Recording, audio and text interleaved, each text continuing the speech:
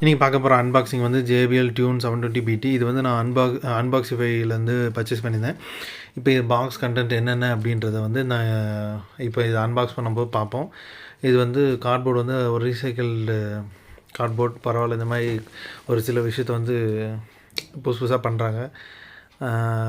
ஹெட்ஃபோனை வந்து ஒரு white colour cloth material மாதிரி இதுவும் ரீசைக்கிள் மெட்டீரியல் போல் இதை வந்து பேக் பண்ணி வச்சுருக்காங்க. ஒரு type A to type C cable, அப்புறம் 2.5mm to 3.5mm aux cable, அப்புறம் ஒரு குவிக் ஸ்டார்ட் கைடு.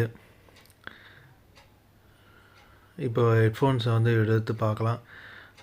இந்த கிளாத் மெட்டீரியல் வந்து ரொம்ப சாஃப்டாக இருக்குது. ஆக்சுவலாக பேக் பண்ண விதம் வந்து நல்லா இருந்தது.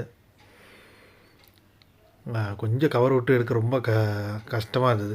அது அப்படியே ஹெட்ஃபோனை அப்படியே பிடிச்சி வச்சுக்கிட்டு. JBL Tune 720BT. ஆக்சுவலாக இது வந்து நான் அன்பாக்ஸிஃபை வெப்சைட்லேருந்து பர்ச்சேஸ் பண்ணேன்.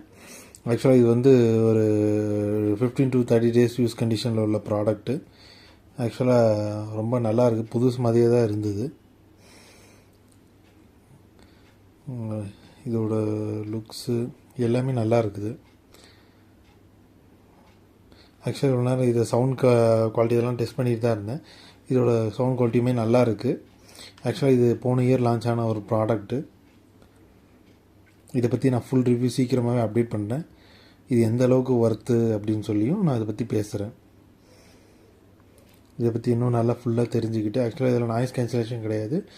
இதோட அடுத்த வெர்ஷனான 770NCயில் வந்து நாய்ஸ் கேன்சலேஷன் உண்டு, 760லையுமே உண்டு. ரிவ்யூவில் பார்க்கலாம்.